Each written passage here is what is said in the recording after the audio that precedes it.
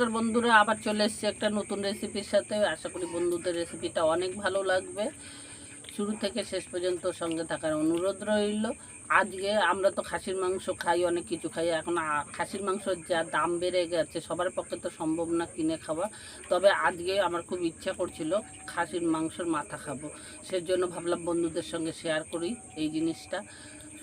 আমার চ্যানেলে যদি নতুন হয়ে থাকেন, চ্যানেলটাকে সাবস্ক্রাইব করবেন আর প্রথমে ভিডিওটা পাওয়ার জন্য বেল আইকনটা প্রেস করবেন। বন্ধুরা, এখানে আমি একটা খাসির মাথা এনেছি আর আমি এর মধ্যে যে কাটাগুলো সব বাদ দিয়ে আমি দেখুন কত সুন্দর। এই যে মাংস আমরাও কিনি, খাসির মাংস কিন্তু কত সুন্দর মাংস পাওয়া যায়। দেখেন, মানুষে মনে করে যে মাথার মধ্যে কোনো মাংসই থাকে না, কিন্তু প্রত্যেকটার মধ্যেই দেখুন মাংস আছে, থকথকা মাংস আছে এইরকম মাথাটার মধ্যে। যারা নাকি চট করে কিনে না খেতে পারে তারা কিন্তু এইটা কিনে খেতে পারে এইভাবে রান্না করে। একদম কিন্তু খাসির মাংসর থেকে অন্যথা লাগে না।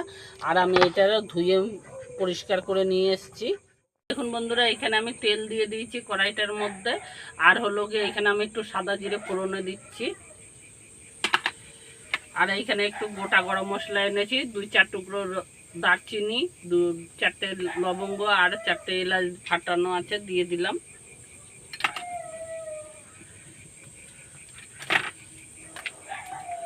এবারে এটাকে একটুখানি সেন্ট বেরোলেই কিন্তু দেবো। এটা কিন্তু দিয়েই পোড়ানো যায় না, এইভাবে কিন্তু এটা যদি একটা হলো গিয়ে এইভাবে ফোড়নটা দেওয়া যায় তাহলে কিন্তু একটা অসাধারণ গন্ধ হয়। আমার হয়ে গেছে ফোড়নটা। আর আমি এখানে একটা বড় সাইজের পেঁয়াজ কুচি করে রেখেছিলাম, সেটা আমি দিয়ে দিয়েছিলাম। দিয়ে আমি একটুখানি 2-3 মিনিট মতন এই পেঁয়াজটাকে একটু ভাজা ভাজা করবো। পুরো আমি কিন্তু এটা বাদামি কালার আনবো না, এটা আমি একটু সময় ভাজা ভাজা করব। বন্ধুরা, আমি 1 চামচের মতন আদা বাটা নিয়েছি, আমি দিয়ে দিলাম। আর এটা হলো জিরে ধনে বাটা আছে 1 চামচের মতন, আমি সেটাও দিয়ে দিলাম। কারণ খাসির মাংস সেই হিসেবে একটু রসুন বেশি লাগবে বলে সেই জন্য আমি এরকম 1 চামচ উঁচুই রসুনটা দিচ্ছি এইখানে।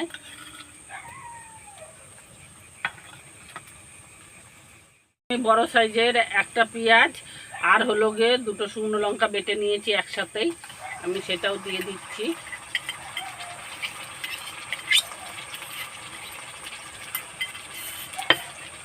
আমি সব মশলাগুলোকে এবার একসাথে একটু নেড়ে চেড়ে কষিয়ে নেব। স্বাদ মতন নুন দিয়ে দিলাম আমি।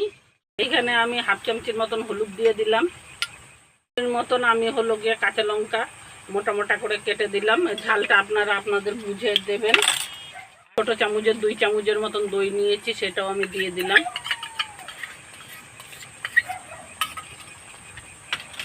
দিয়ে এবার আমি সব মশলাগুলোকে ভালো করে কষিয়ে নেব প্রথমে। বন্ধুরা, এখানে মশলাটা আমার বেশ কষানো হয়ে গেছে, তেলটা বেরিয়ে গেছে, মানে মশলাটা কষানো হয়ে গেছে। আর বন্ধুরা, এখানে একটা কথা আছে, আমি তো বাজার করি রোজই ধরতে গেলে, কিন্তু আমি দেখি মুরগির মাংসর দোকানে বা খাসির দোকানে গেলে দেখি আগে মুরগির দোকানে বলে আমার ঠ্যাংগুলো দাও। ভদ্র ঘরের লোকরা এসে বলে ঠ্যাংগুলো দাও, মানে মাংস ছেড়ে দিয়ে ঠ্যাংয়ের পেছনে দৌড়ায়। আগে যদি আমরা এখানে যদি কোনো রকম একটা খাসির মাথা টাথা বা কোনো কিছু আমরা হলো গিয়ে রেসিপি ছেড়ে থাকি, তখন মানুষে অনেক রকম অনেকে কথাগুলো বলে থাকে কমেন্টে, সেই জন্যই বলা। কিন্তু এগুলো কিন্তু বাজে জিনিস না, এগুলো কিন্তু অ্যাকচুয়ালি খাসির মাংসই থাকে, মাথাটাই। তো যদি খোলাটা বাদ দেওয়া যায় তাহলে কিন্তু শুধু মাংসটা নিতে পারে। আবার অনেকে অনেকটা বেশি মানে পরিমাণে যাতে হয় সেজন্য কিন্তু সবসময় দেয়, আমি কিন্তু এখানে সবসময় নিইনি। আর আমার এখানে মশলাটা কষানো হয়ে গেছে, আমি এবার মাংসটা এর উপরে দিয়ে দিচ্ছি। দিয়ে আমি মাংসটা কিন্তু ভালো করে কষে নেবো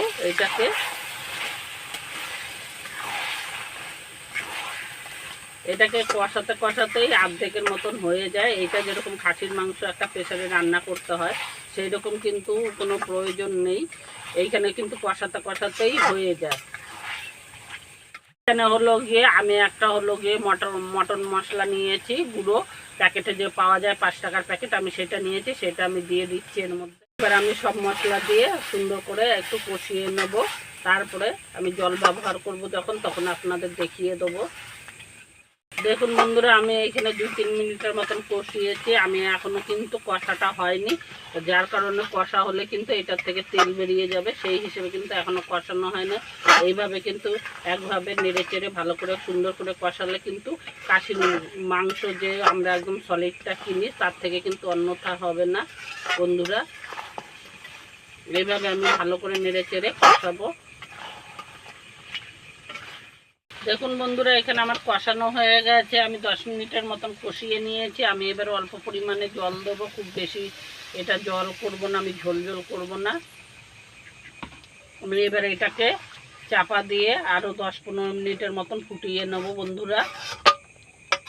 এখন বন্ধুরা, এখানে আমি অনেকক্ষণ জাল করেছি, আমার হয়ে গেছে। আর আমি এইখানে একটু শাহি গরম মশলা নিয়েছি, গরম মশলাটা দিয়ে দিলাম। এবার আমি নাবিয়ে নেবো নেড়ে চেড়ে।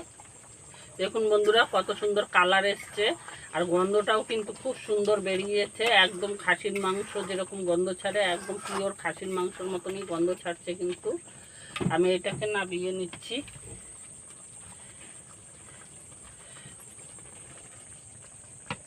আমি এটাকে এবার ঢেলে নেব। বন্ধুরা, এইখানে আমার খাসির মাথাটা রান্না হয়ে গেছে, আর কত সুন্দর কালার এসছে। এরকম রেসিপি পেতে আমার চ্যানেলটাকে সাবস্ক্রাইব করবেন, বন্ধুদের সঙ্গে অনেক অনেক শেয়ার করবেন, লাইক দেবেন, আর কমেন্টে জানাবেন আমার রেসিপিগুলো কেমন লাগছে। আবার একটা নতুন রেসিপির সাথে দেখা হচ্ছে, ততক্ষণ সবাই ভালো থাকবেন। ধন্যবাদ।